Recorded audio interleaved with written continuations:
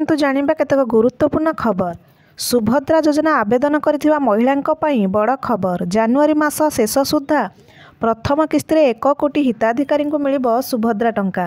ଏହାପରେ ମାର୍ଚ୍ଚ ମାସରେ ଆରମ୍ଭ ହେବ ଦ୍ୱିତୀୟ କିସ୍ତି। ଦ୍ୱିତୀୟ କିସ୍ତିରେ ଏକାବେଳେ 1 କୋଟି ହିତାଧିକାରୀଙ୍କୁ ମିଳିବ ସୁଭଦ୍ରା ଯୋଜନାର ଟଙ୍କା। ମନ୍ତ୍ରୀମାନଙ୍କୁ ସର୍ଭେ କରିବା ପାଇଁ ପ୍ରତି ଜିଲ୍ଲାକୁ ପଠାଯାଇଛି। ଏନେଇ ସୂଚନା ଦେଇଛନ୍ତି ମୁଖ୍ୟମନ୍ତ୍ରୀ ମୋହନ ଚରଣ ମାଝୀ। ଜାନୁଆରୀରେ 20 ଲକ୍ଷରୁ ଅଧିକ ହିତାଧିକାରୀଙ୍କ ଆକାଉଣ୍ଟକୁ ଯିବ ଟଙ୍କା। ପ୍ରଥମ କିସ୍ତିର ଚତୁର୍ଥ ପର୍ଯ୍ୟାୟ ଟଙ୍କା ପାଇବେ ବଣ୍ଡା ହିତାଧିକାରୀ। ଏନେଇ ଉପମୁଖ୍ୟମନ୍ତ୍ରୀ ପ୍ରଭାତୀ ପରିଡ଼ା ଡିସେମ୍ବର 21 ତାରିଖରେ ଘୋଷଣା କରିଥିଲେ। ଏବେ ବର୍ତ୍ତମାନ ପର୍ଯ୍ୟନ୍ତ ପ୍ରଥମ କିସ୍ତିର 3ଟି ପର୍ଯ୍ୟାୟରେ 80 ଲକ୍ଷ ମହିଳା ସୁଭଦ୍ରା ଯୋଜନାରେ ଉପକୃତ ହୋଇଛନ୍ତି। ଆଗକୁ ଚତୁର୍ଥ ପର୍ଯ୍ୟାୟରେ ମୋଟ 20 ଲକ୍ଷ ଆବେଦନକାରୀଙ୍କୁ ଆକାଉଣ୍ଟକୁ ଟଙ୍କା ପଠାଯିବାକୁ ଲକ୍ଷ୍ୟ କରାଯାଇଛି।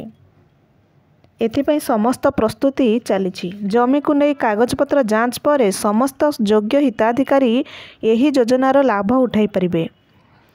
ଉପମୁଖ୍ୟମନ୍ତ୍ରୀ ପ୍ରଭାତୀ ପରିଡ଼ା ସୂଚନା ଦେଇଛନ୍ତି। ପରବର୍ତ୍ତୀ ଖବର, ବର୍ଷାରେ ବେହାଲ ଉପକୂଳ ଓଡ଼ିଶା। ଖୋର୍ଦ୍ଧାରେ ସର୍ବାଧିକ 74 ମିଲିମିଟର ବର୍ଷା ରେକର୍ଡ। 27 ତାରିଖ ପର୍ଯ୍ୟନ୍ତ ମିଳିବନି ନିସ୍ତାର। ବର୍ଷା ସହ ଘନ କୁହୁଡ଼ି କରିବ ଅସ୍ତବ୍ୟସ୍ତ। ପ୍ରବଳ ବର୍ଷା ନେଇ 24 ଘଣ୍ଟା ପର୍ଯ୍ୟନ୍ତ 14 ଜିଲ୍ଲାକୁ ୟେଲୋ ଆଲର୍ଟ ଜାରି। ୱେଲୱାର୍କ ଲୋ ପ୍ରେସର ପ୍ରଭାବରେ ଆଜି ସାରା ରାଜ୍ୟରେ ବର୍ଷା ଜାରି ରହିବ। ଆସନ୍ତା 24 ଘଣ୍ଟା ପର୍ଯ୍ୟନ୍ତ ରାଜ୍ୟରେ ବର୍ଷା ଜାରି ରହିବ ବୋଲି ପୂର୍ବାନୁମାନ କରିଛି ଆଞ୍ଚଳିକ ପାଣିପାଗ କେନ୍ଦ୍ର। ବିଶେଷ କରି ପୁରୀ, ଖୋର୍ଦ୍ଧା, କଟକ, ଜଗତସିଂହପୁର, କେନ୍ଦ୍ରାପଡ଼ା, ନୟାଗଡ଼, ଗଞ୍ଜାମ, ଗଜପତି, କନ୍ଧମାଳ, କଳାହାଣ୍ଡି, ରାୟଗଡ଼ା, ନବରଙ୍ଗପୁର, କୋରାପୁଟ ଏବଂ ମାଲକାନଗିରିରେ ପ୍ରବଳ ବର୍ଷା ନେଇ ସତର୍କତା ଜାରି କରାଯାଇଛି। ଆସନ୍ତାକାଲି ଦକ୍ଷିଣ ଓଡ଼ିଶାର ଗଞ୍ଜାମ, ଗଜପତି, ରାୟଗଡ଼ା, ମାଲକାନଗିରି, ନବରଙ୍ଗପୁର ଏବଂ କଳାହାଣ୍ଡିରେ ପ୍ରବଳ ବର୍ଷା ହେବ ବୋଲି ସତର୍କତା ଜାରି କରିଛି ପାଣିପାଗ କେନ୍ଦ୍ର।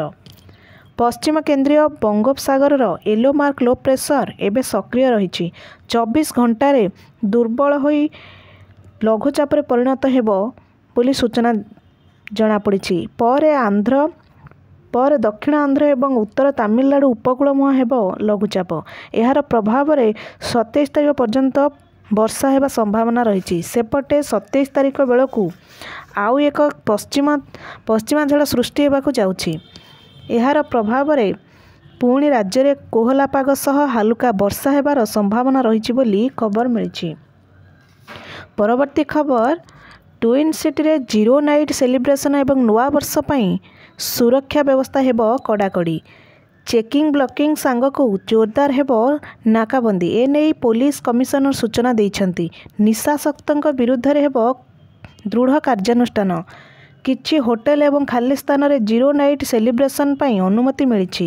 ଏହାସହ ପ୍ରବାସୀ ଭାରତୀୟ ସମ୍ମିଳନୀ ଏବଂ ସାଇବର ସୁରକ୍ଷା ଦିଗରେ ସୁରକ୍ଷା ଦେଇଛନ୍ତି ପୋଲିସ କମିଶନର ଦେଇଛନ୍ତି ବୋଲି ଖବର ମିଳିଛି।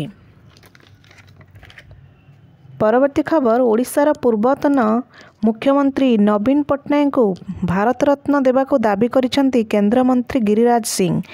ସେହିପରି ବିହାର ମୁଖ୍ୟମନ୍ତ୍ରୀ ନୀତିଶ କୁମାରଙ୍କ ପାଇଁ ମଧ୍ୟ ଭାରତରତ୍ନ ଦାବି କରିଛନ୍ତି। ପୂର୍ବରୁ ଏହି ଦାବି ହୋଇଥିଲା ବେଳେ ପ୍ରଥମ ଥର ପାଇଁ ଭାରତୀୟ ଜନତା ପାର୍ଟି ନେତା ତଥା କେନ୍ଦ୍ରମନ୍ତ୍ରୀ ଗିରିରାଜ ସିଂ ଏହି ଦାବି ଉଠାଇଛନ୍ତି। ଗିରିରାଜ ସିଂ ବୁଧବାର ଦିନ କହିଛନ୍ତି, ନୀତିଶ କୁମାର ଏବଂ ଓଡ଼ିଶାର ପୂର୍ବତନ ମୁଖ୍ୟମନ୍ତ୍ରୀ ନବୀନ ପଟ୍ଟନାୟକଙ୍କୁ ଭାରତରତ୍ନ ଦିଆଯିବା ଉଚିତ। ଗଣମାଧ୍ୟମ ସହ କଥାବାର୍ତ୍ତା ବେଳେ ଗିରିରାଜ ସିଂ କହିଛନ୍ତି, ନବୀନ ପଟ୍ଟନାୟକ ମଧ୍ୟ ଦୀର୍ଘ 24 ବର୍ଷ ଧରି ଓଡ଼ିଶାର ସେବା କରିଛନ୍ତି। ନୀତିଶ କୁମାର ରାଜ୍ୟର ବିକାଶ ପାଇଁ କାର୍ଯ୍ୟ କରୁଛନ୍ତି। ଏହିପରି ଲୋକଙ୍କୁ ଭାରତରତ୍ନ ଭଳି ପୁରସ୍କାରରେ ସମ୍ମାନିତ କରାଯିବା ଉଚିତ। ଏହି ସମୟରେ ଗିରିରାଜ ସିଂ ନୀତିଶ କୁମାରଙ୍କ ନେତୃତ୍ୱରେ ଆତ୍ମବିଶ୍ୱାସ ପ୍ରକାଶ କରିବା ସହ ତାଙ୍କ ନେତୃତ୍ୱରେ ବିହାରରେ ଏନ୍ଡିଏ ସରକାର ଜାରି ରହିବ ବୋଲି କହିଥିବାର ଖବର ମିଳିଛି।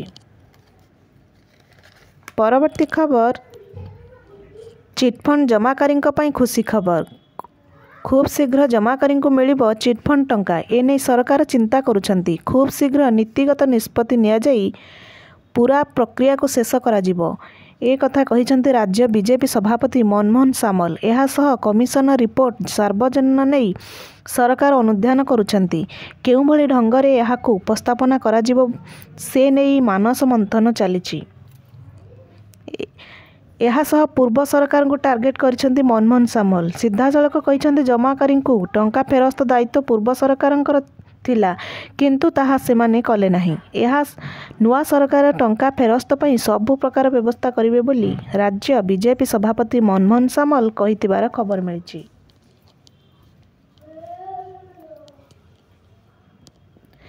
ପରବର୍ତ୍ତୀ ଖବର, ପିଏମ୍ କିଷାନ ଯୋଜନାକୁ ନେଇ ଆସିଲା ବଡ଼ ଖବର। 31 ଡିସେମ୍ବର ଆଗରୁ ନ କଲେ ଏହି କାମ ମିଳିବନି 19ତମ ପିଏମ୍ କିଷାନ ଟଙ୍କା। କୃଷକମାନେ ବର୍ତ୍ତମାନ ପ୍ରଧାନମନ୍ତ୍ରୀ କିଷାନ ଯୋଜନା ଅଧୀନରେ 19ତମ କିସ୍ତି ପାଇଁ ଅପେକ୍ଷା କରିଛନ୍ତି। ଏହି କିସ୍ତି ଫେବୃଆରୀରେ ରିଲିଜ୍ ହେବ ବୋଲି ଆଶା କରାଯାଉଛି।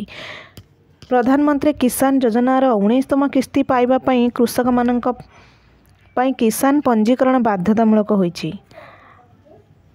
ଏଗ୍ରିଷ୍ଟକ୍ ସାହାଯ୍ୟରେ କିଷାନ ରେଜିଷ୍ଟ୍ରି କରାଯାଉଛି। ସମସ୍ତ ଚାଷୀଙ୍କୁ ଡିସେମ୍ବର 31 ସୁଦ୍ଧା ସେମାନଙ୍କର କିଷାନରେ ରେଜିଷ୍ଟ୍ରି ସମ୍ପୂର୍ଣ୍ଣ କରିବାକୁ ଅନୁରୋଧ କରାଯାଇଛି। ନଚେତ୍ କିଷାନ ପାଣ୍ଠି ଆସିବା ବନ୍ଦ ହୋଇଯିବ।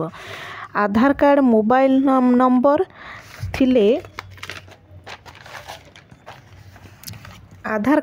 ନମ୍ବର ଥିଲେ ରେଜିଷ୍ଟ୍ରେସନ ହୋଇଯିବ, ଯେଉଁଥିରେ କୃଷକ OTP କିମ୍ବା ଫେସ୍ ଆଇଡି ମାଧ୍ୟମରେ ପଞ୍ଜୀକରଣ କରିବେ। ଚାଷୀମାନଙ୍କୁ ଦିଆଯିବାକୁ ଥିବା କିଷାନ ସମ୍ମାନ ନିଧି ପାଣ୍ଠିର 19ତମ କିସ୍ତି କେବଳ କିଷାନ ରେଜିଷ୍ଟ୍ରେସନରେ ପଞ୍ଜୀକୃତ ହୋଇଥିବା ଚାଷୀଙ୍କୁ ଏହି ଟଙ୍କା ମିଳିବ ବୋଲି ଖବର ମିଳିଛି।